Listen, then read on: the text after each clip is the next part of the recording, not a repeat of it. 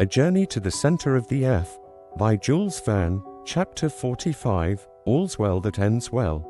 Such is the conclusion of a history which I cannot expect everybody to believe, for some people will believe nothing against the testimony of their own experience.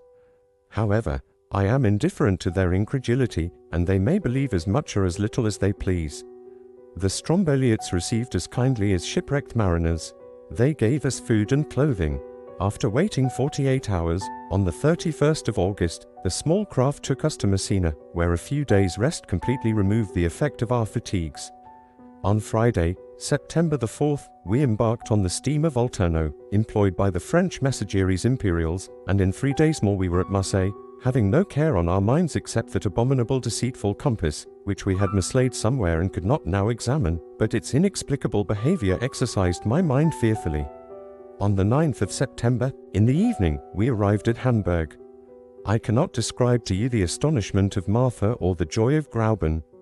"Now you are a hero, Axel," said to me my blushing fiancé, my betrothed, "you will not leave me again." I looked tenderly upon her, and she smiled through her tears. How can I describe the extraordinary sensation produced by the return of Professor Leidenbrock?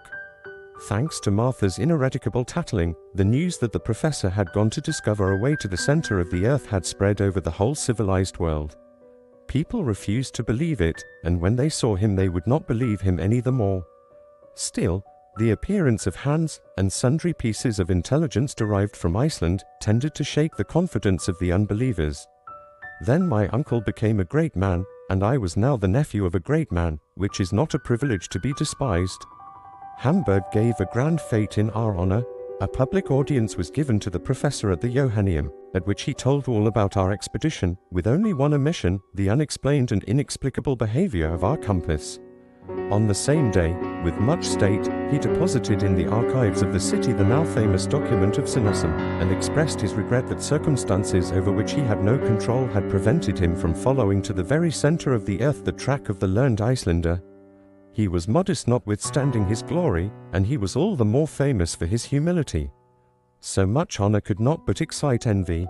There were those who envied him his fame, and as his theories, resting upon known facts, were in opposition to the systems of science upon the question of the central fire, he sustained with his pen and by his voice remarkable discussions with the learned of every country.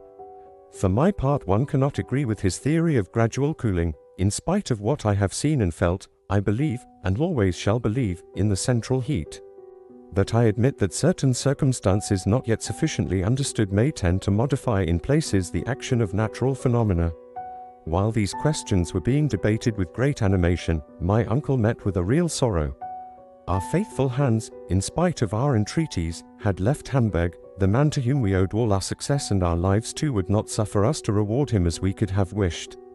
He was seized with the mal de pays, a complaint for which we have not even a name in English.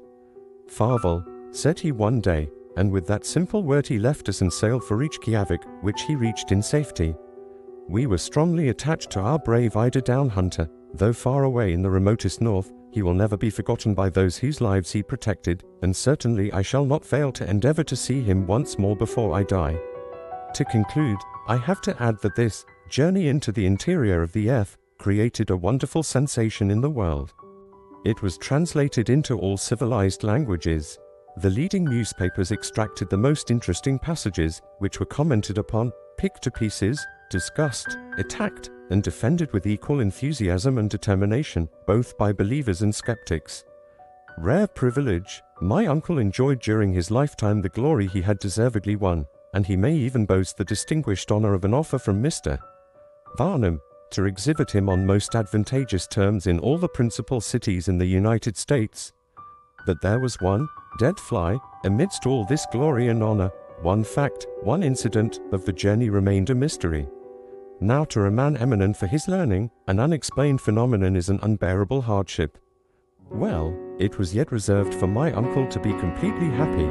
One day, while arranging a collection of minerals in his cabinet, I noticed in a corner this unhappy compass, which we had long lost sight of. I opened it, and began to watch it.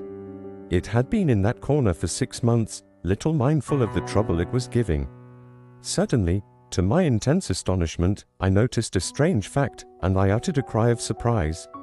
What is the matter? My uncle asked. That compass. Well, see, its poles are reversed. Reversed, yes, they point the wrong way. My uncle looked, he compared, and the house shook with his triumphant leap of exultation. A light broke in upon his spirit and mine. See there, he cried, as soon as he was able to speak. After our arrival at Cape Sanusum, the north pole of the needle of his confounded compass began to point south instead of north. Evidently, here, then, is the explanation of our mistake. But what phenomenon could have caused this reversal of the poles? The reason is evident, uncle. Tell me, then, Axel. During the electric storm on the Lidenbrock Sea, that ball of fire, which magnetized all the iron on board, reversed the poles of our magnet.